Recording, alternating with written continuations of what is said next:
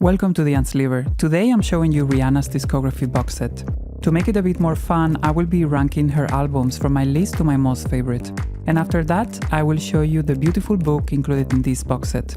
I played each of these records back to back to review the sound and to see if my ranking has changed since the last time I did it. One of the things we tend to hear about Rihanna is that she is a singles artist, and I have thought that myself in the past, but listening to her albums, this couldn't be further from the truth. Her discography is solid, and despite her success, I don't think she gets enough credit for her unique style. There is an evident evolution in her sound and a lot of experimentation with different genres, so let's dive into it.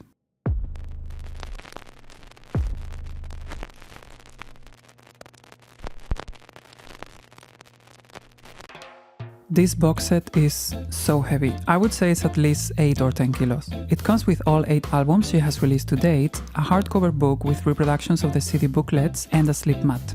Before getting into the ranking, I can already say that I didn't find a single flaw in the sound of these records. There are great dynamics on each album, rich bass, and they're all pretty quiet, so it's a 10 out of 10 for me. At number 8, my least favorite album is A Girl Like Me. I feel like this is a transitional album for Rihanna, between the more dancehall influences of her debut and the pop R&B sound she would do in her later albums. Overall, it contains a lot of filler for me, and I would say it's her only album I don't enjoy, aside from a couple of tracks like SOS and Selfish Girl. At number 7, I would place Unapologetic. I like a few songs, but in general I don't care for this album that much. I think it's not as interesting as her previous ones. This came out in 2012 as the last in a streak of basically an album per year since 2005, and one can tell, I just can't get into it as a full body of work, and I find it annoying in many moments. But there are some highlights such as What Now, Mother Mary, and Jump, and I wonder if I'm the only one who hears the Succession theme in the song. At number 6, her debut album Music of the Sun. I tend to forget how fun this album is, but it's in this position because I like other albums more. This is so breezy, full of bops and with dancehall and reggae influences. One song I enjoy on this pressing is Here I Go Again, because the bass goes really wild on it. It has incredible dynamics. My favorite tracks would be Upon the Replay and Music of the Sun. Number 5 is Loud. This came as a shock to me as I always thought this was on my top 3 Rihanna. But upon re-listening, I think it's an irregular album with incredible highs but some songs that I no longer care for.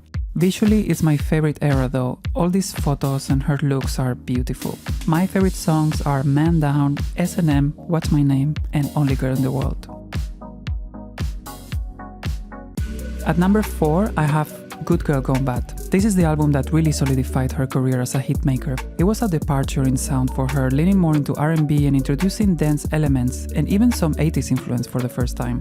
I particularly love her Timbaland collaborations. This was a blockbuster record, and there is a lot to love here. Unfortunately, it's the standard tracklist, so it omits my favorite song, Disturbia. Other tracks I love are Breaking Dishes, Let Me Get That, and of course, Umbrella. At number 3, I would place Auntie, although it's a bit of a tie with Good Girl Gone Bad. This is her last album as of January 2024, and these days mark the 8-year anniversary since it was released. Rihanna switched it up completely for this album, and for the first time it follows more of a chill vibe with each track seamlessly going into each other. I would say it's her most coherent album. It's full of mid-tempos and ballads, and I'm a sucker for a Rihanna ballad, so I'm okay with that. I appreciate the more laid-back and atmospheric approach to the sound, but knowing the ease that Rihanna has to navigate different genres while still being unmistakably herself, I am missing some of that on this album. My favorite tracks are Low on the Brain, Same Old Mistakes, Never Ending, Close to You, and Needed Me. At number 2, Rated R. This was such a shocking follow-up to Good Girl Gone Bad, introducing a much darker and grittier sound with rock influences never before explored by her. Russian Roulette was also an unexpected first single after the uptempo hits from the previous album. I think it paid off, and to this day, I find it's one of her most interesting albums. I love most of the songs, but my 3 favorites would be Te Amo, Rude Boy, and Photographs.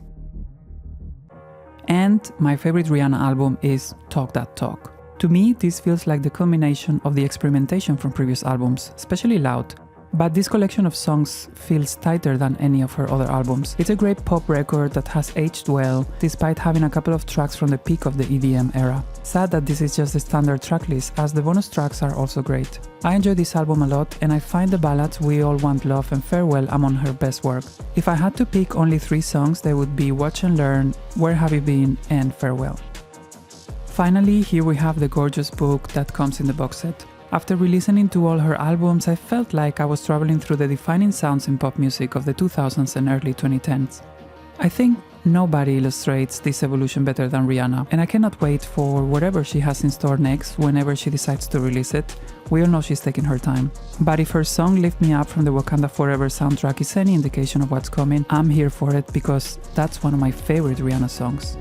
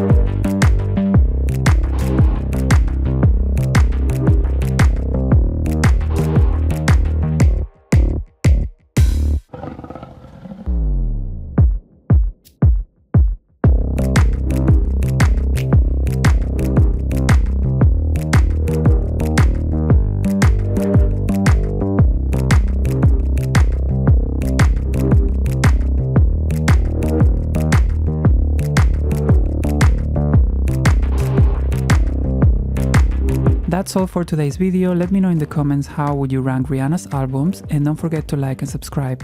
Thanks for watching, see you next time.